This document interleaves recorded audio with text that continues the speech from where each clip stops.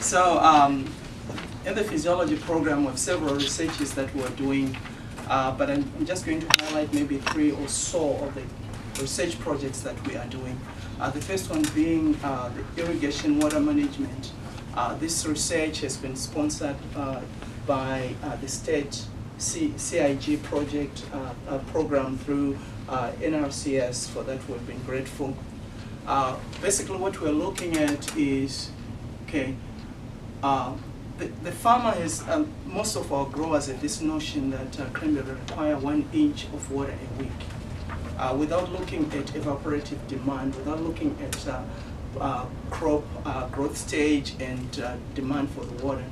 But we feel that there has to be an objective way of assessing that. And an objective way will be maybe by way of using sensors such as tensiometers or moisture sensors, at least to help us to get an objective assessment. So in this project, we looked at the grower practice of 1 inch a week.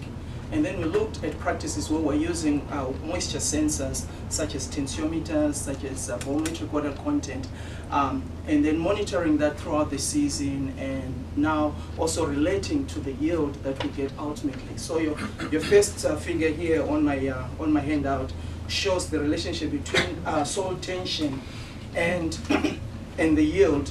So we find that as the soils are kept dry on the bog, the yield, the cranberry yield gets better.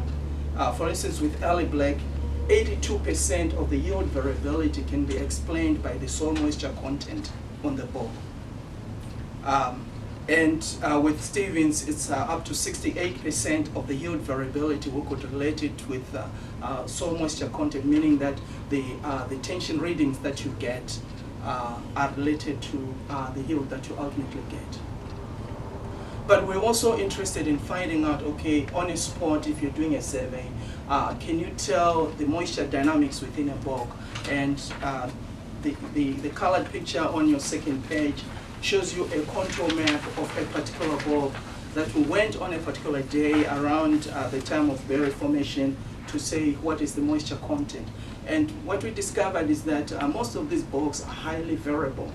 They don't have the same level of moisture. Like the red section of the contour map, it shows a high moisture content.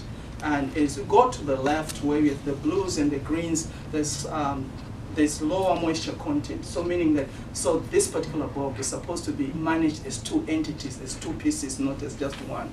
And that has to do with the soils in the bog? It has to do with the soil, it has to do with the leveling of the soil, the materials, the subgrade that is there. For this particular bog, for instance, right. It's one that was squared off. It used to be an irregular bog, and then when they squared off, some areas that were not part of the bog were brought into production, and those are the areas to the left. So there's no layering of organic materials and other deposits that will keep moisture. So that area tends to dry a lot more quicker compared to the right side of the bog. So one is to decide, are you going to manage for that area, or are you going to manage for the wetter one? Or if you have deep pockets, you might have to have sensors on both ends so that you know when to. But for this particular grower though, what they've done is they changed the nozzle heads. On the area which is drier, they put bigger nozzle heads so that when they are irrigating, they'll get more moisture put on the bog compared to the other area which is much wetter.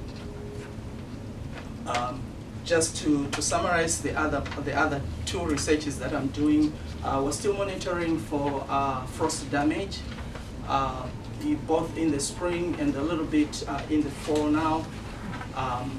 And particularly this year, we did find very interesting forms of damage, like irregular flowering and some buds just forming a vegetative growth and no inflorescence.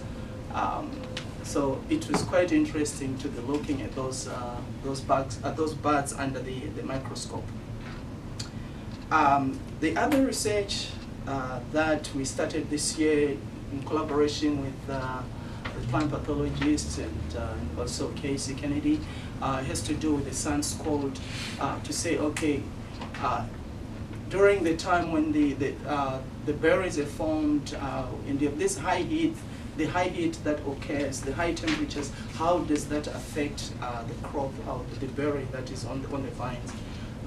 We usually call it cooling off of the vines, which is a misnomer because the vines, they don't need any cooling. They have a cooling mechanism. They have stomata that open and transpirational drive that cools the vines. But it is the berry itself that doesn't have those openings. So how do you begin to help the berry not to experience this excessive heat, excessive high temperatures? So we've been experimenting with drip irrigation systems so that we can cool off the vines. But in particular, we've been measuring the temperature of the berry to say, hey, what is the actual temperature the berry has been experiencing? So small sensors that are embedded within the berry, and of some sensors that are embedded within the canopy, and some that are laying on the ground, and we're still teasing out the data.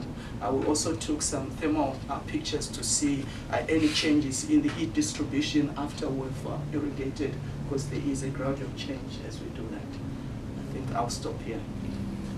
Do I take questions?